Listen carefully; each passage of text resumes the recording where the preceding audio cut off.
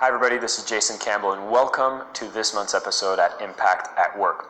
Now the guest that I'm bringing you today is the founder who created from scratch this amazing website called Addicted to Success, which is the #1 motivational website in the world. It stands at over 142 million views from worldwide on people that want to consume success and motivational content. And he's also has his own podcast with over 1.2 million downloads. Now, Joe has been a long friend of Mindvalley where we've had a chance to collaborate in the past, but what we want to focus on today is how to be a leader when it comes to the digital marketing space. Because the fact is, it's a fast-moving landscape. And whether you're a business owner, an entrepreneur, a freelancer, or someone that works specifically in marketing, you will find some very relevant rules that are going to be challenged here and some new ways of looking at marketing so you can maximize the impact you have and maximize your own success. We're going to break down various systems that you can apply to get crystal clear vision on where you want to take yourself as a marketing brand, as well as ways to tell your own story so that you can be much more effective communicating with people. At the end of the day, marketing is all about connecting with the people authentically and getting attention in a world that's moving faster and faster. So if you think that you're not a marketer, I would urge you to look into this episode and realize that we all have a piece of us that needs to market, and you never know when you might find yourself being a freelancer or building your own business is when you'll quickly realize that this is a fundamental skill you will not want to live without. Now, Joe has also had a chance to be featured in the upcoming documentary Rise Up, and he's going to be featured as well in Think and Grow Rich, which is a documentary on the original book of personal growth by Napoleon Hill himself. And he is rubbing shoulders with the who's in this industry, and I can't wait for you to get to distill the knowledge that he's bringing to this month's episode. So with that, let's get started with Joel.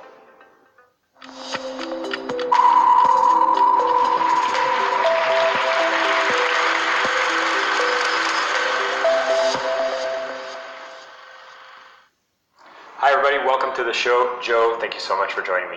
Thanks for having me, Jason. Now, we go way back. We first met, is it about 3-4 years ago? 4 years ago. Okay, yeah. And just for a bit of history, we've actually worked with Joe a couple of years back. We were doing a blogging course back when Mindvalley was doing a tribe learning environment, and you were very much recognized at the time for the way that you were able to grow the blog, given your success with Addicted to Success. Yes. And it's amazing to have you come back here because you do so much more than just blogging. What we're going to be talking about today is going to be how to be a leader in the digital space when it comes to marketing. And I really want to start back to your roots and origin story because you shared something with me a little earlier, how now today you're this leader and this success person when it comes to the way you market yourself and the way you coach people and mentor people into success. Yes. Yet I know there's a great story that starts with snakes. Snakes. I want you to start with the snakes. All right, we can take it back that far. That was a good 8 years ago. Yeah. Okay. And I was working up in the deserts of northwestern Australia, catching snakes and lizards and kangaroos. I was working in the environmental team. And the reason why I was there was because just before that, if we rewind it back just a little bit before, a good 9 months before, I was sitting in a room in a workshop. And I was working for a sales company at the time. The CEO invited us to be there on that day to train with a sales expert. And this sales expert was Jordan Belfort, the Wolf of Wall Street. Of course. Not Leonardo DiCaprio, but the original the Wolf real of Wall one. Street, right? And he challenged me that day to cast a 10-year vision for my success. And this was new to me. In school, I'd learned about setting goals, and I got to the point in school where I didn't want to sit down and write things down. I wanted a hands-on experience. But this vision experience of me playing at my ultimate level 10 years from now, what would that look like? And just to get into the space of what it would feel like just really empowered me. And so I mapped out my 10-year vision. I got clear on my values. I got clear on what I was good at, what I love, what solution I would love to bring to the world. And that was the day I birthed the idea of Addicted to Success. But there was a detail there in my 10-year vision. I realized once I mapped out my 10th year, I reverse engineered it back to that current day, and I realized there's something that has to shift straight away. And that thing was I needed to have a job that was paying me more than what I currently was being paid. And that's when I started actively looking for a way to find a job that would pay me more. And it just so happened to be working up in the deserts of Western Australia with snakes and lizards and kangaroos and so on. So I found myself doing that. That was 12-hour days, working 28 days straight with only 5 days off. It was around 120-degree Fahrenheit heat, which is stinking hot, and around a very negative environment. But what I found was that I wanted to often unplug and go into a space where I could listen to self-development audios and work on Addicted to Success. Okay, and I started digging into marketing books. I dug into sales. I dug into self-development. I really wanted to go deep with it all and squeeze the juice out of it so I could fast-track my success. And so that's where it all began. And we, fast forward it 8 years now into the future. If you were sitting back in that present time, here we are, 143 million views worldwide on Addicted to Success. We've impacted millions worldwide with our content and with our programs, and build schools for children living in poverty. And I get to travel the world and live in my genius. And it's an amazing place to be because I'm showing up with passion. I'm showing up alive, and I just want that so much for everybody on this planet. And I know that if there's any result I could get anybody to have, it's to leave the room or leave this recording or to leave their notepad feeling like they're courageous enough now to follow their dreams. I love it. And the reason I wanted to start with this story is because there's some of the people that are watching right now that might think, marketing might not be the topic that I need to pay attention to. Yet I know that with some of the things we're going to be talking about, like in your case, when you got clear on the fact that you had a vision of what you wanted, it became clear that this was one of the skills you needed to learn. Absolutely. And so for everybody watching, there's different places you might be at right now. If you're a business owner, this is clearly going to be relevant because having marketing is going to be what fuels the growth of your business. Yep. If you're an entrepreneur or you're a freelancer, same thing, getting new clients and getting started, very, very relevant. If you are in a career and marketing is the field that you're working in, again, you're going to notice that this is going to be directly related to your field. And for those of you who are watching, who might be in a career or doing something that might not be as relevant to marketing, you're going to also get a lot of value out of this because it's going to go and expand about your own vision as well. And maybe one day you'll find yourself that you want to build your business, and you're going to realize that having this skill set is going to be one of the most dramatic things that you can have as knowledge that will propulse you to win at whatever you decide to do. So please stick around. We're about to get into some magical insights. So with that, the format of our training is always to identify what are the rules, the bullshit rules that people follow and believe around this idea of marketing. And we're going to present them with new models of reality so that we can finally give them action steps that they can take through the systems for living. Love it. You ready to get started? Let's do it. All right.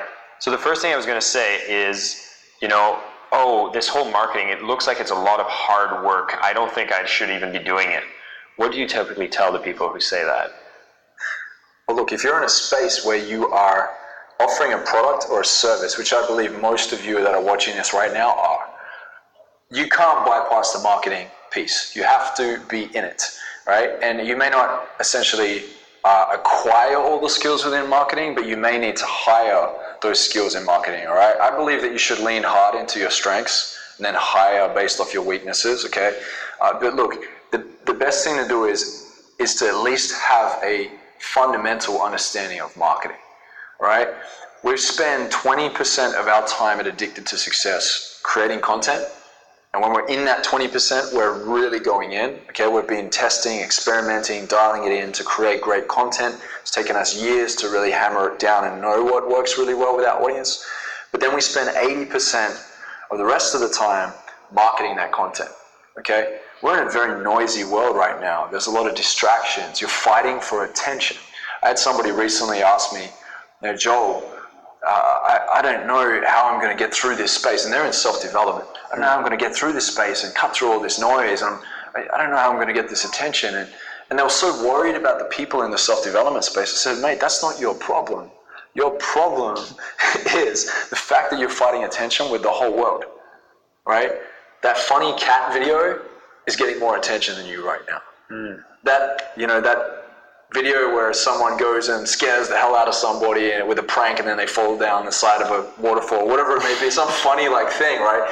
That's getting the attention that you're not currently getting, okay? So the idea here is you've got to learn how to market your content. And what's marketing? Marketing is essentially telling a story, Okay? And some people get stuck because they feel like, well, I'm not very good at explaining it in this way, like one way, a singular way. The good thing is that there are multiple ways to tell stories, right? It doesn't just have to be like the before and after story or the breakthrough. It can be many other ways to do it. And I'm going to share a number of ways in this recording in the action steps section. We're definitely going to go into that because I feel like it's paramount to understand how to tell stories. And so we're doing it each and every day. When we're meeting new people, we're telling stories, okay? Who are you? Why are you here? Where did you come from? Like all these things you've got to know, right? And we know the basics ourselves, but what if you could tell your story in a powerful way? Maybe you could recruit better people for your businesses, right? If you could share your vision in a compelling way, then the right people will start showing up. If I was to market my product and tell a story that wasn't right for my audience, and even if I did it in like a powerful way, but it wasn't the right way to do it, I'm going to attract the wrong people. Therefore, I'm going to waste time on the phone or waste time in meetings with these people to finally realize after half an hour, or tens of hours, hundreds of hours, sitting there wasting my time with people that weren't even right for that opportunity in the first place. So that's why marketing is really a area of your business and even an area of life that you really need to start paying attention to, because this is how business is done nowadays. Right? You're not just sitting in a storefront waiting for them to come. You've got to be out there active. You've got to go to it. You have to be intentional. It's not just about attraction, it's about intention. And so what I like is the fact that you mentioned that a lot of it has to do with stories. And I think a lot of people actually perceive marketing as hard because they don't necessarily understand what it brings when they actually start doing it successfully. And so for those of you who are feeling that marketing is hard, it's not necessarily hard because it becomes so important, and you're going to get a system at the end which is going to be going through these stories and how you can tell your stories in various ways. So that way it won't appear to be as hard when you do your marketing. And once you get the result, it becomes the priority. So it's not necessarily something hard once you know that you need to learn it. For sure. So I want to bring up the second rule, which is there's some people that are existing business owners. They've been doing it for a long time, almost up to like 10 years, and they've kind of stopped being curious about marketing. They said, I've figured out what I need to do and what I'm doing now. I'm just going to keep doing that. I don't really need to keep a pulse on marketing. What do you say to these people? I mean, that's an interesting way to view it. I would say first, it depends on how they're doing their marketing currently. I do believe in the old school way as well, which is, picking up the phone, going for coffee, and, sitting down and getting to connect with humans, because that's truly what it's about, right? But I think the idea of maybe avoiding social media or avoiding influencer marketing is foolish. And it is, because that's where all the attention is. All you need to do is watch where are people spending most of their time, and then find a way to get into that space and to do it effectively. Okay, share your story effectively there. I think that a lot of people are so stuck in their ways. They're not willing to step into responsibility because they're so used to being in reward. Okay, and I've got to look at it myself in my own business. At times, I can get comfortable. And I can say, well, we've got hundreds of millions of views worldwide, and we have this and this and that. Mate, we've got 5 subsidiaries of Addicted to Success, and we still are on our toes. And I love it. I've learned to love it. If I had my way, I'd be quite happy to sit back and just go, well, this is it, and let's just float on for the next 10, 20, 30 years. But unfortunately, the online landscape continues to change. I remember Facebook's algorithms changed, and so many people started piping up and screaming and crying about it, and this is not fair, and it's sad, and blah, blah, blah. And I turned and said, has Facebook charged you to use that platform? They said, no. So, well, they have every right to do what they do, to limit your reach. All it means is that you have to get smarter at marketing, or you have to put more money on the table, which rightfully so you should, because you've been using a platform for free for so long, right? Or you start getting more creative with your content. And on top of that, find ways to care more about your customers. How can you give them a better experience? I remember speaking with Vishen before at lunch, and he was saying that Zumba, one thing about them is that they care about their customers so much. And that was really a defining edge that they bring to their business. And so I would say, what's your edge? What makes you magnetic? What makes you different? my friend Sally Hogshead said, it's easier to be different than it is to be better. And that stuck with me years ago, even to this day. And so the great thing about that is that with marketing, those that are doing the best in this space are researching and understanding those that move around them, but they are also so stuck in their lane, and they're continuing to push on in their own original and unique way, and they're really harnessing the gifts that they have and really putting in the work to sharpen the skills. Okay, and so a lot of people are sitting back and going, I don't need to be that person. Fine, sell on that game, boss. This is about adapt or die when it comes to digital.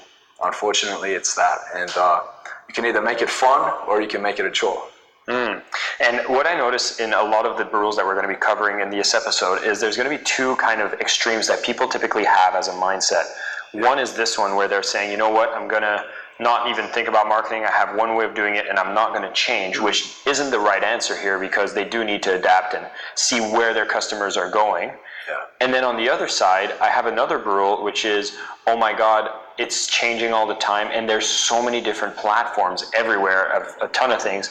I'm feeling slightly overwhelmed, and I feel like all I'm doing is trying to keep up with the next platform, and like, oh my gosh, I need to be on like Twitter, then oh my God, it's the Facebook, oh now Facebook's changed, then there's a new thing. So it almost becomes like this unhealthy duality that people look at it, which is like, I'll ignore it completely, not do anything about it, or I need to just focus on these channels, and then they get kind of lost in it. Yes. And so what I like about your answer here is you've kind of talked about both, whereas that there's a lot of things that people need to stick to. And I'd like you to elaborate more about this whole concept of understanding your customer, because the fundamental of marketing is to understand the customer. And I think people kind of lose that. Yeah, well, look, you need to understand your audience. Otherwise, you're speaking in the thin air. You know, you might get close sometimes. I know I put out products before and I've gone, this is such a great idea, and I've put it out and I've found that there's crickets. And I can't believe it. I'm like, I'm looking at it. And then when I start asking my friends and people that I respect, that are close to me, that give me great feedback and constructive criticism, they say, well, Joel, that didn't sound like it came from your voice. So it looks like maybe it's a little bit too outside of the box of what you usually do. And so sometimes we can fall in love with our own genius a little bit too much. And it is good to go in and put out content. It's great to ask your audience questions to see what they're looking for, right? So over time, you're going to get better at understanding what your audience wants, but you never 110% know until you start asking and start testing and start experimenting. A lot of this is just, you've got to be a mad freaking scientist in the lab of life and trying things and collaborating with people and asking other people questions and researching. And that's why marketing is so important. You're not going to understand your audience if you're just winging it and guessing. And so bringing that back is the fact that, you know, a lot of people do get lost. They stop figuring out that they just need to speak the right to the right people on the right platform. They just start chasing platforms around. And so here is that you shouldn't be just chasing around. There's going to be some fundamentals you need to do by understanding the customer and putting yourself out there. And also when it comes to saying to not innovate, is your people do change, and so you need to adapt to the modern times. So the influencers, the social medias is what's happening right now, so people still need to pay attention to this. Now, how do I know you speak of this system that we're going to do in the extra content, which is about having this kind of vision for the brand. How does that help somebody get through this like slight overwhelm they might feel when they look into marketing? I love this question. The vision piece is my most interesting piece, and I get so excited to share it because I know the impact it can have, not just on a company or a brand, but on your life individually as well. So the vision disciplines you, right? It chooses your friends for you. It chooses who you collaborate with. It chooses your business partners. It points you in the right direction when it comes to making decisions today. Okay, so if you've got a 5-year vision or even a 10-year vision, what happens is you start living in the law of intention. You start living in that land of, I'm doing this because I'm intending to use this as a stepping stone to get to that. Whereas, you know, we talked about winging it and improvisation. If you don't have a vision, what are you doing? You're bouncing around like a pinball in a pinball machine, just getting bounced around by business, which is can be a cruel game sometimes, and or life. So that's why I'm such a fan of the vision piece. we don't 110% know what is around the corner, but if we start moving each and every day with more intention and making decisions for our brand and for our business and knowing, getting more clear and more specific about what it is that we need to do when it comes to, whether it comes to the skills that we need or the people we need to collaborate with, or what our vision and values really are for our company and what we stand for, that's when you move with power. It's like somebody that walks into a room and just beelines straight in and shakes the hand and smiles and is just so there. There's something about that person, it's so admirable because they know where they're going. Okay, and if you could do that with your brand, it really stands out. Beautiful. And so this is going to be shared in a separate video where it's actually going to help you get an idea of how do you actually choose these channels, how do you actually decide how much you're going to be doing and how you're going to be doing your marketing, because you will have that vision for yourself, so you'll know what you need to do, what you need to learn, and I can't wait for people to go through that piece. Yep. So I want to go to the next burrow. This one goes a bit more specific to the marketing, and it's the fact that, you know, some people are like, oh, you know, marketing is it's only, you only do the things that are going to sell. You're only going to do the things that bring a return on investment. So, and this is more particular to the space for digital marketing, that there's a lot of people that are like, if I can't see, if I put $1 in or I put an effort in, it needs to bring money right away or it's a waste of time. Right. What do you say to these people? I think we live in an age right now where we're measuring a lot of the wrong things. I mean, look at, you know, Instagram or Facebook. We're measuring likes. Right? I had someone that came to me recently in my mastermind program and said, Joel, I want to get over 1,000 likes on each picture and I want this many followers. Can you show me how to do it? So I can show you how to build something that will draw attention and get the right audience. But my question to you is, why is that important to you? Oh, because it'll be great to have like that on my account. It's great to know that I'm doing what. Why? Let's keep asking why. You got to do the same thing yourself too. Ask yourself why, right? Whenever you have a nagging question, why? Get to the bottom of it. And we got to a point where this person realized they wanted the significance. And then I got her to actually see that that wasn't important overall in the long run. And we checked in on the vision. I said, does significance sit in the vision here? No, Joel, you're right. It doesn't. That's not really what I want. I want impact. If I'm chasing significance, it may, you know, make me feel good and fuzzy, but I'm not really impacting the world. It's more of a selfish act for myself. So it was great. We got her to see that. And then I asked her, what do you really want out of this with your career? And she told me, you know, as a speaker and a coach, you know, best-selling books and to have massive impact. And I said, well, can you measure that instead? Even if it means you're getting a quarter or a fifth or a tenth of the amount of likes, but you're getting people that truly care about your brand, that are ready to buy your book, that are willing to come to your events, would that matter more? And she said, yes. And so I really, truly believe that we're measuring a lot of the wrong things. I put out content with no attachment because I want to know my audience more. If I can get to know my audience just that much more when it comes time to create a product or to launch my event and speak on stage, I know now how to connect with my audience even better, which means that I can create better results. More results, faster results. My business is a true success then, right? My career has longevity then.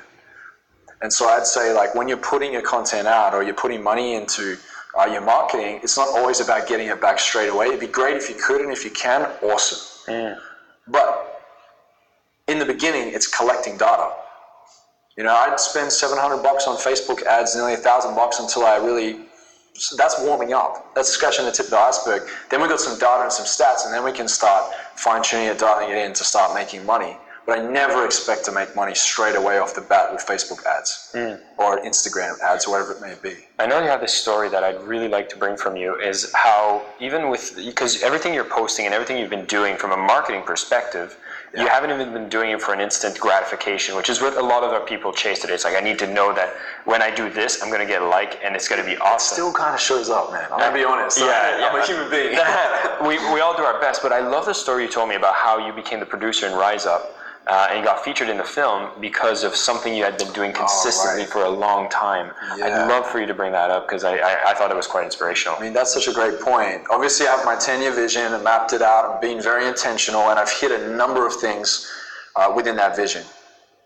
I remember being interviewed a couple years back, And Peter Voog, who wrote the book 6 Months to Six Figures, he asked me, Joel, where are you right now in your 10-year vision? It was 6 years in. I said, 6 years in, and I'm 90 to 95% already achieving everything in my 10th year, which is crazy. So that's the power of the vision, right? And then what I found was that along the way, when you're being so intentional, sometimes you get these little side doors that open here and there and go, hey, what do you think about this? Do you want this? And you decide whether it's going to distract you or if it's actually going to leverage you to a higher point. And one of those things was that opportunity. I remember I was out in Bali in Indonesia, and I got some guy kept emailing me, and I thought it was a bit of a spam email to begin with. And he emailed me 3 or 4 times, and finally he said, hey, it's for a movie. I want you in this project. This person's in it. The Dalai Lama, Tony Robbins, Jack Canfield, and so on. And I was like, wow, I need to get on the phone with this guy. When I got on the phone with him, he had the producer already there, but he said, Joel, I'm going to be honest with you. I didn't choose you straight away for this film, to scout you for this film. I have been watching you for 3.5 years. He said, just quietly watching you. I'd never seen his name pop up on anything. He didn't engage on anything. But he said he's been watching me silently. And so this just goes back to, you never know who you're inspiring. You're putting content out there, you're paying for marketing. Sometimes people need 7 to 10 exposures. You know, sometimes they need more exposure. And this comes down to that model I was sharing with you before, is there's the looking, liking, and trusting, right? You have some people that just come and they just look. And they may do that for a little while. They'll skim over it every now and then. They might come back every few months or 6 months. Then you have people that are liking, engaging, right? Truly engaging. They're getting in, they're commenting. They're like, hey, I like this. They like your stuff. Okay, they're getting closer to being a bit of your fan club or your tribe. Let's call it a tribe. And then the ultimate is trust, right? That's when they know for sure, like, hey, this is someone I have to align with. This company, I believe in their vision or their values. This public figure, whoever you may be, I am dedicated to the work that you put out. I'm dedicated to being a part of that with you because I believe in your vision. You've sold me the vision, right? So it's all about really getting people to trust, and sometimes that means that it can take a little bit for that to happen.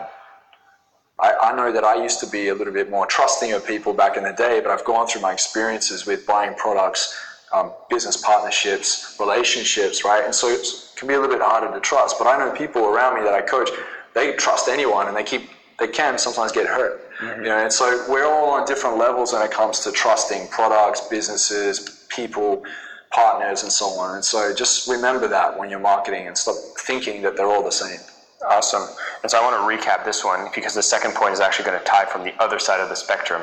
Yeah. And so when you're doing marketing, for those of you who feel that marketing should just bring a direct ROI immediately on every dollar spent, know that there's a large portion of that time, and whether it's time or money that you're investing into something, that will bring a very long-term positive effect, because you're building up on people's not just finding you and looking at you, but then actually building it up to them liking you, and then finally bringing them to trusting you, which is ideally how you bring people to become warmer and warmer in your circles. Yeah. And now I want to go to the other side of the spectrum, which is there's a lot of people who say, oh my God, I have such a great relationship with my tribe. I have such a great relationship with my audience. And I never want to present anything to them. I don't want to sell to them, because if I sell to them, oh my God, they're not going to like me anymore, or they're going to leave. And I think like selling is bad, so I don't want to sell. What do you tell the people that are coming from that side of the spectrum? That's a losing game. Right? If you're putting yourself out there and you are creating content and you have a vision, some people don't, but if you have a vision that you can see where you're seeing, look, I really want my, whatever it may be, personal brand or business to really be a success, you need to understand the value that you hold within you, right? And the whole game is, when you create something, you're not just creating it to get a bunch of ticks in a box and significance. That's very fleeting, right? It's really about living a life of meaning and purpose. If I create something, and I've spent the time to create it, and it's really from the heart, man, I can't wait to give it to the world. I can't wait to give it to the world. I remember one of my mentors, Grant Cardone, he shared with me that he pumps out a lot of emails to his email subscribers. And someone said to him, you know, we're putting out a lot of emails right now. And he said, great, awesome. That's the game. That's what we need to do. And he had, sometimes people would unsubscribe or send emails and say, you keep flooding my inbox.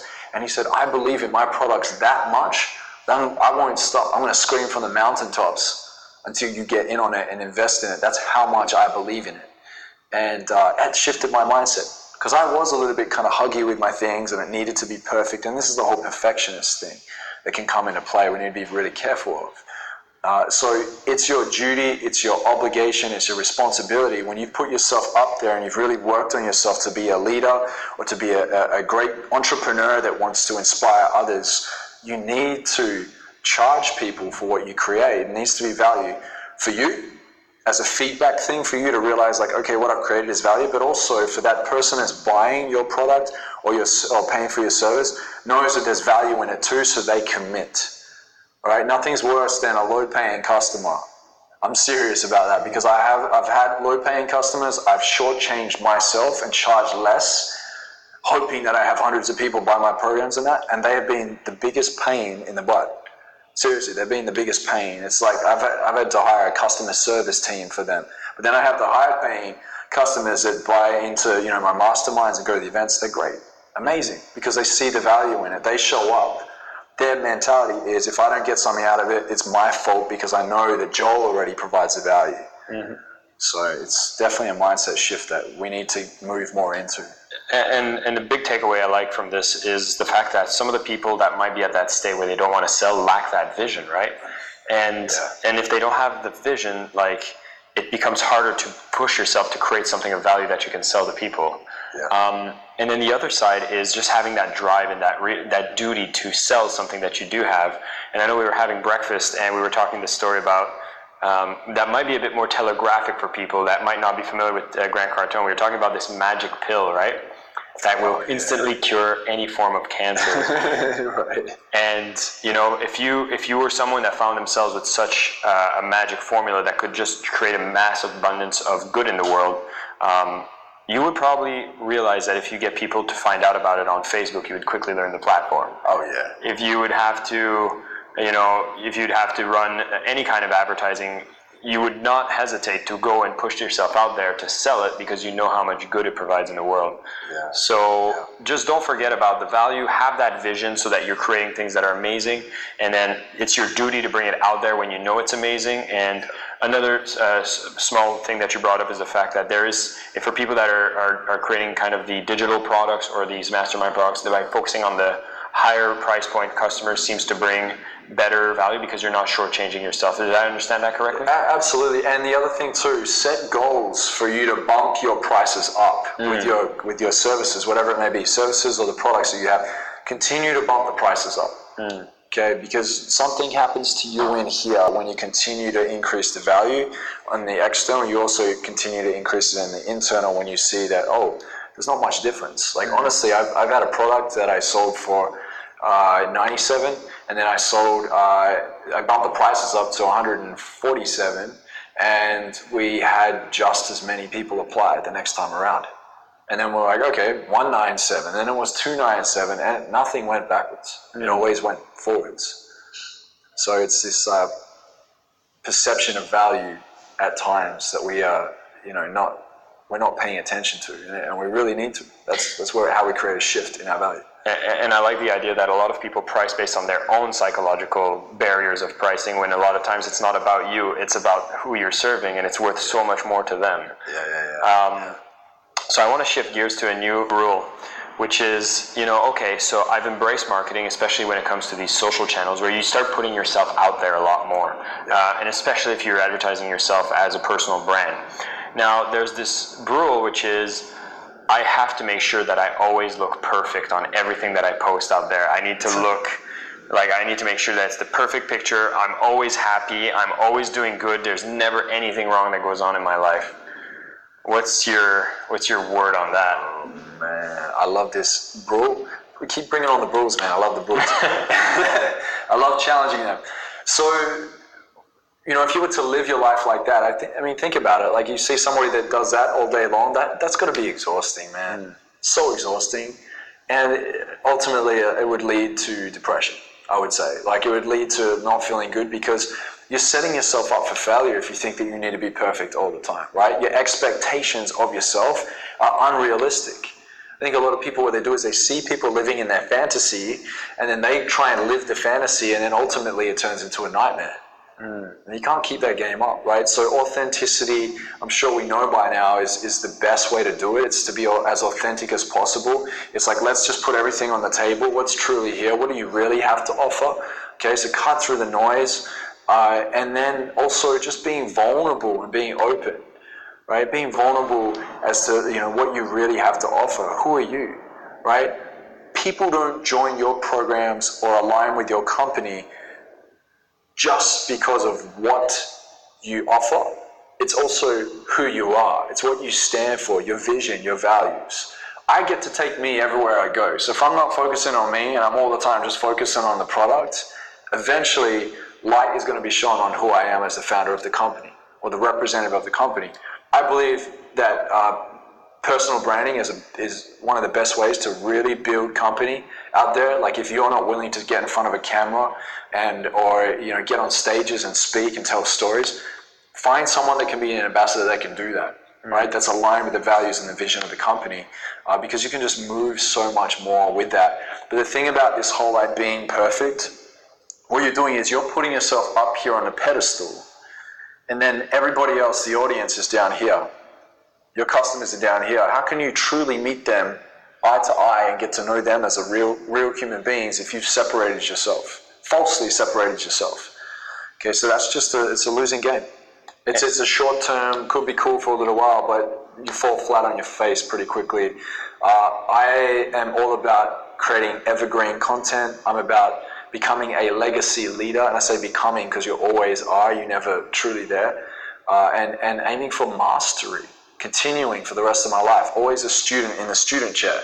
And so marketing keeps you on your toes like that, and you can never fully master it. And so what I like is the fact that you're also going to be able to share ways that people can craft their stories, which is going to show them more vulnerability. It's not about always looking perfect. Yeah. And I think even outside of marketing, just in the everyday life, when you're looking at people's social media, it seems like we're building up this fantasy expectation out there. Yeah. And so I'd be curious to know, is there any time that, because right now a lot of people might be looking and seeing you as this, amazingly successful person. You got, 143 million views on your blog, etc.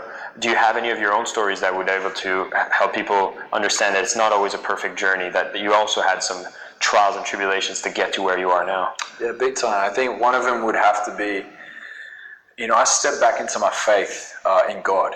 I'm a Christian. I stepped back into my faith a good year and a half ago, and I put that out on social media. There's something truly on my heart that was, I desired it, and I spent years going through this journey of all I care about is truth. Okay, I could have found it in anything. I happen to have found it in Christianity, and so I started to become vocal about that, and it was really interesting because I'd have the atheists that would jump in and start challenging me, and those of other views in the world would challenge.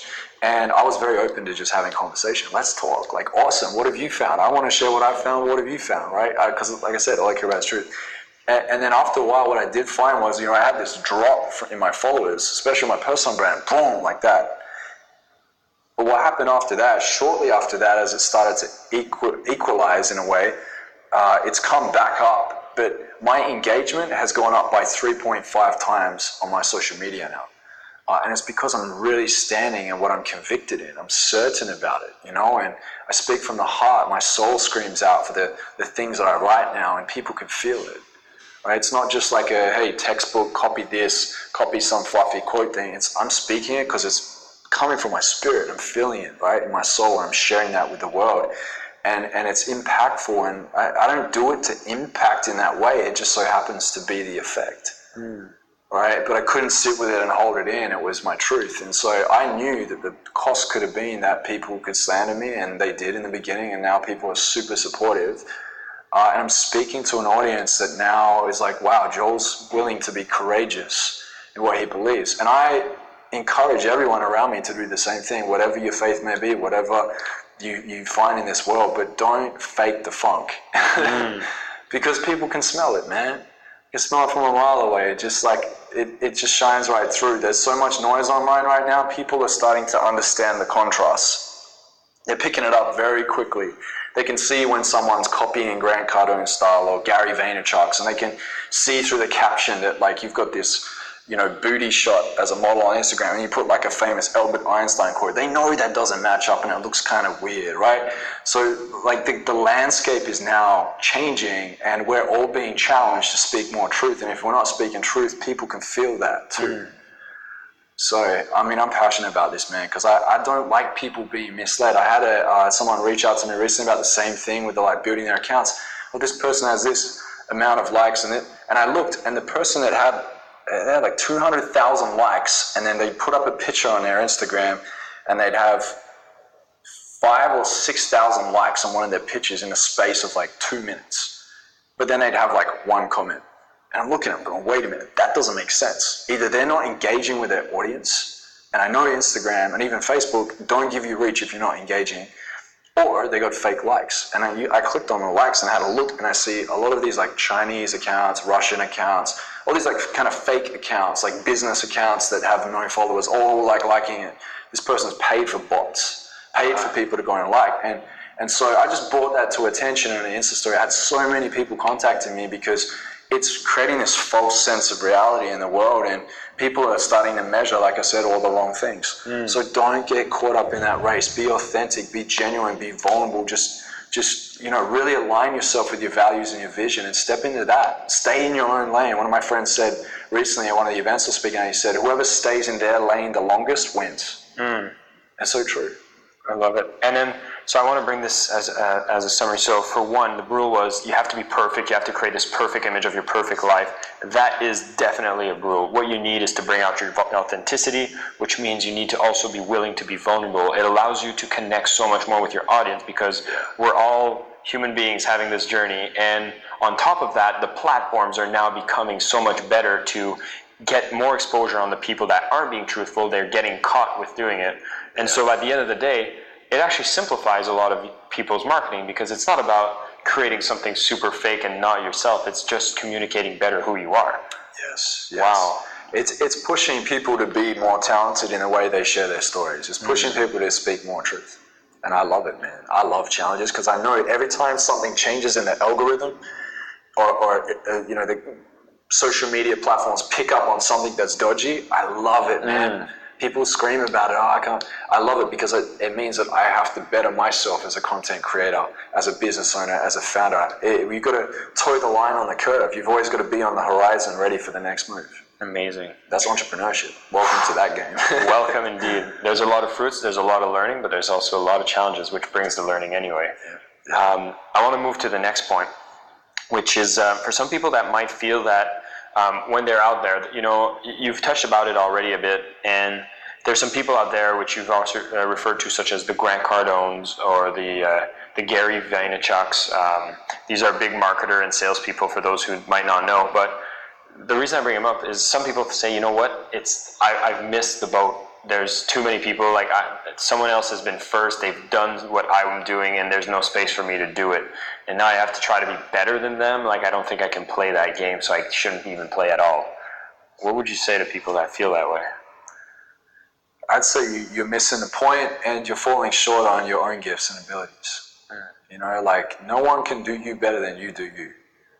Remember before, it's easier to be different than it is to be better. Like that saying is so true, rings so true. I wouldn't want Gary Vaynerchuk's life. Like he's putting out fires all the time in his business, and he's now having to seriously look at his health and his longevity because he's realized that there has been a lot of sacrifices along the way. And so, Grant, I believe he's done it like maybe slightly better in a way because he's more like trying to have like the fun, and he has a laugh, and he's cruising around, he's traveling a bit more. But man, that's their life. But their values, when I look at their values, they don't align with my values. If you look very closely, you'll see that no one has ever had the life that you had. I was speaking to my good friend and business partner, Neil Steenveld, who is going to be on the next piece for Impact at Work. I was speaking to him last night about this whole comparison thing, and the thing is, there's no point in comparing to those other people, because there may be a moment where you may be kind of bumping shoulders and in a very similar spot, but that's a slither in time. It's just in a tiny pocket of your time, right? And I believe time is a calibration of change. It always changes, right? And so if you're comparing yourself to that, like, just think of how many factors are taken into account for you to be in this room this day, right here, right now, sitting next to me, and vice versa, right? Anyone you're comparing to isn't going to have this exact same experience like you have over and over again with the steps that you take in the world and the people that you meet. Like, we all have opportunity to come across beautiful people and to execute on our dreams and to learn skills and to collaborate. We have so many opportunities at our fingertips, and so many people are saying that person's great over there and they're better than me, or I should do it like this, and they're just totally letting themselves off the hook for actually applying themselves to try and tap into their own gifts. Right? It's a disempowering, weakening place to be in, and I don't want to be around that losing energy that people put themselves in all the time. I want to be around winners, man. So collaboration is the key. It's not comparison. Comparison sucks.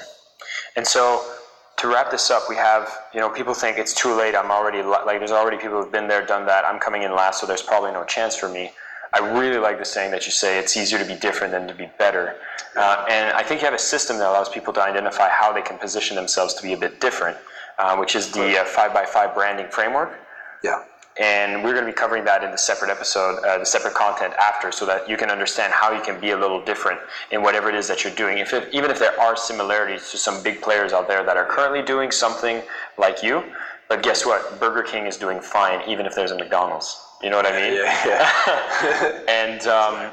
And then at the end, you mentioned, which is our last rule for this episode, the fact that the landscape is becoming so much less competitive and a lot more collaborative. Yes. A lot of people want to be able to collaborate with influencers or other authority figures, or they want to get some sort of endorsement, or they're looking to get or to borrow some of the credibility from people who have been there, done that. And right now the rule is, you know what, I'm just getting started. Nobody wants to give me attention. Nobody wants to hear from me because I'm very small. And the only path I have to do to get bigger is to really start with other small people, to work up the ladder to get to less small people, and then bigger and bigger till you get to the people you want. Right. But I know you mentioned that you had a very different journey on how you accomplished things, and other people might be inspired by doing the same. Yeah, I would definitely say that there is a little bit of truth to your association determines your destination. It is a lot about collaboration, but it's about going strength for strength. When you align with someone that's also a key player that has similar values to you, and that you can share your vision together and see a similar horizon, it's very powerful. Now you're moving with double the strength in a good direction. I used to have a Superman complex, which was, no one can touch my business, no one can touch my accounts. The way that I do everything needs to be this way. It's this whole perfectionist thing that just is like soul destroying at the end of the day. And so it's really important to hire the right talent for your company. It's important to align yourself with people that are also standing in their vision and their truth and their values too. And so a lot of people nowadays are tapping into the great opportunity online where you can be this digital nomad and you can travel the world and do things remote. But I think it can also be really lonely as an entrepreneur. And that's why Emil and I do these retreats and run these events together, is to bring like-minded people. That's why you guys do A-Fest, to bring entrepreneurs together to really start connecting and collaborating. And it's absolutely the only way. My business went way further when I started putting my stuff to the side of I'm Mr. Superman to going, you know what, I need your help too. And I have value I can share with you. I know you do too. Let's see what shows up. And so how does someone go and approach someone that could be an authority figure if they're just starting out? Is there a way that they can connect with a high-playing, like a celebrity person, or even, for example, like if someone would want to connect with you and they're a small player, how do they even get started? This is a good question. So if you were to ask me how I was able to align myself with features on my podcast or features within my YouTube channel interviewing influential leaders, there are a few different ways we could do this. And if you don't mind, I can share a strategy right now. Absolutely. Yeah. So in my mastermind group, I do have people that come in and they are looking at launching a podcast, and they want to know how they can get people to feature on the podcast, even though they don't have anyone that's featured. And so I came up with a few little strategies that would help them, because it's easy for me. You know, I had the Addicted to Success with 50 million views at the time when I started my podcast. I could reach out to any and most people, I would say, to get them to jump on the podcast to feature, and it was a yes most of the time. Okay, so what I did was I had to put myself in the shoes of these new starters, which I'm sure a number of you right now are in a similar place. And what I would do is jump into the human psyche, right? I had to think about it myself. What would I appreciate if someone was to approach me and say, Joel, I want to interview you on this podcast, or I want to spend time with you to talk about this and get this content from you. I want to pick your brain. If someone wants to come to me and say, Joel, I want to interview you for my podcast, on my YouTube channel, or my article, on my company website, wherever it may be, and they said, I am willing to do a video audio interview with you. I just need a quick 20 minutes to 30 minutes with you, and I am willing to pay however much it takes to get your video that we do together on Facebook to reach 30,000 plays. Are you open to this opportunity, this idea? I'd say yes. I'd say hell yes. Because I've had times where I've spent an hour on a podcast interview, a month later, I see that the interview has like 5 plays on it. And I'm like, damn, I spent an hour with that person and they weren't willing to even market that. It's like I was doing them more of the favor than they were helping to get my word out. And I'm saying that, I used to think I wanted to help and do everything, but it doesn't work well like that. You can't grow a business like that. You can't scale. You need to do the effective things as you grow your business. So I would say if someone approached me with that, I'd say yes. And a number of my students have been able to get incredible A-list celebrities and leaders on their podcasts, on their YouTube channels and so on, because they've approached with, hey, I know that what I have right now, it wouldn't usually be something that you value, but I'm going to find a value in this, all right? Because everyone's favorite radio station is WIIFM, what's in it for me, and it's tattooed across their forehead. Especially in business, you're approaching someone, you're asking them for their time. How much is your time worth? How much is every second that you are here on earth and breathing? How much is that worth? How many minutes are you worth, like in your life? Like, we don't know when we're going to die, but I think as you push on in life, I know that I've started to become wiser about the time that I spend with people and doing things as I've gotten older in my life, you know? So pick and choose who you work with, but also know that there's always going to be this conversation between two minds of what's in it for me, and find the value. There's always a way to find a value. There's always a way to find a play. Now, if you wanted to interview someone on a new platform and you needed to find someone that really wants to be on a new platform, no matter what it is, reach out to people that have just put their books on the pre-order section of Amazon. That's a big one. Because just imagine, if you were writing a book for a year, 2 years, 3 years, your mindset now, if you've just written your book and it's in the pre-order, you're going to be like, how do I get this thing out? I've spent 3 years with this baby. I need to pop it out. It needs to get out there in the world, right? And so the pre-order section is a great place to go. You find people that are putting out their debut book. It's the first one ever. They're super hungry to jump on every podcast and every magazine and every channel and every article. And then you have even people that have sophomore books that have come out as the second one. They're still hungry. They want to outdo the last book. And so it becomes easier to approach people like that. And I would say, when you approach them, approach with the title of New Exposure for ... Right? You could reach out to someone like Mark Cuban. He's on TV on Shark Tank every week, but I'm pretty sure he's looking for new exposure. New exposure. These guys always are. So approach and then, compliment. Let them know who you are, what you've established. If you have established anything, hit them with maybe the guarantee of the views if you don't have an establishment yet. And then just like, I would love to have just a quick 20 minutes or a quick 30 minutes. I think that word quick is a good one. And I want to make this as easy as possible for you. If you're on the road, we could do it over your cell phone or your mobile to make it nice and easy, so they're not having to sit and wait and all that. So yeah, it's just really about making it that you respect their time more than anything, and that you also value them that much that you're willing to put some money in and invest. I love it. Oh, one more thing I want to drop in on. Align yourself with other people that have platforms, collaborate with them, and cut deals with them. And what I'm saying is, I had a friend, his name is Nathan Chan from Founder Magazine. And I remember I was reaching out to Tony Robbins. I reached out to him like 10 times until he said yes for my podcast to do an interview. And I reached out to Nathan. I said, hey, mate, I know you got your magazine. You're always looking for content. Do you mind if I approach Tony with a pitch for Addicted to Success in the podcast? Do you mind if I also mention that I could get him on the cover of your magazine or get him in a feature in a magazine? He said, yeah, sure, awesome. So when I did pitch that, finally the 10th time he said yes. Right? So we can join forces sometimes to be able to make things happen as well. And create wins, wins, wins, wins. I'm always looking for win-wins. I love it. It's actually bringing out that deal-making creativity, which is really important when you're trying to get these influencers on your platform.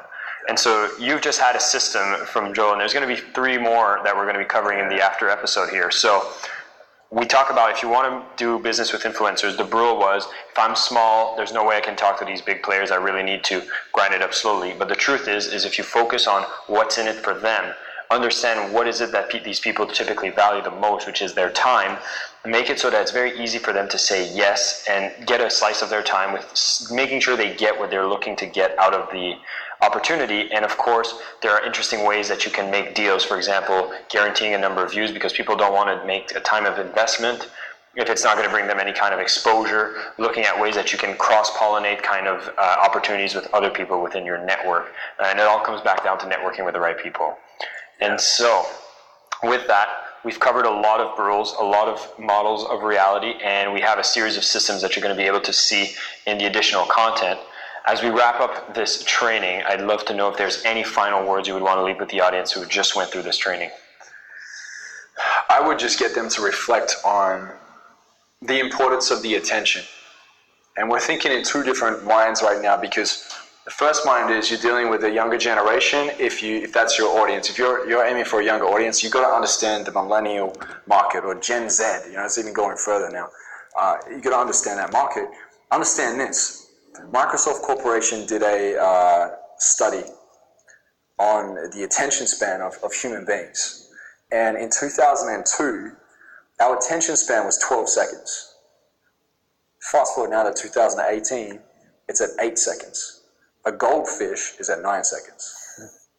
We're lower than a goldfish when it comes to attention, right? This is generally millennials, and just a little bit outside of that. Now, looking at 40 years old plus, they spend more time. I don't know exactly how much more, or I know the attention span is more, I don't know exactly what it is, but they spend more time sitting, watching videos, reading content, replying and being a part of the conversation, because that's just like what they've been taught, and they're in that way, right? We just like this. We scroll, we want things instantaneously. So you've got to know your audience, and you've got to know how to get the attention in an appropriate way. So just remember that, and then always go back to just remember the core principles. It's about who you've become in the process. It's not what you have. If someone went and stripped addictedtosuccess.com away from me, and they ripped my podcast down, and ripped my page off Instagram, it doesn't matter. It's all good. I mean, it would kind of suck at the time, but I get to take me everywhere I go, so it's who I've become in the process. So the question is, how quickly could I build the company back up? How quickly can I start creating videos that have impact in lives? I could do it straight away, because I have already acquired the skills and put the time in and turned not only my learning, knowledge, and understanding into wisdom, I've also felt it on a cellular level. So that way I can jump on stage, I can write books, I can jump in front of a camera and keep it going, okay? And so just remember that that's what you do. You take you everywhere you go. It's who you are. It's not what you have. Amazing. So for everybody who watched the episode, we've covered a lot of these fundamentals around marketing, why you need to look into it, why it's important to do, why you need to stay up to date, but not get drowned in all the channels, because at the core, stick to the fundamentals. It's all about understanding human behaviors and then being able to communicate with them. You want to stay authentic to who you are, and as you do that, you're going to be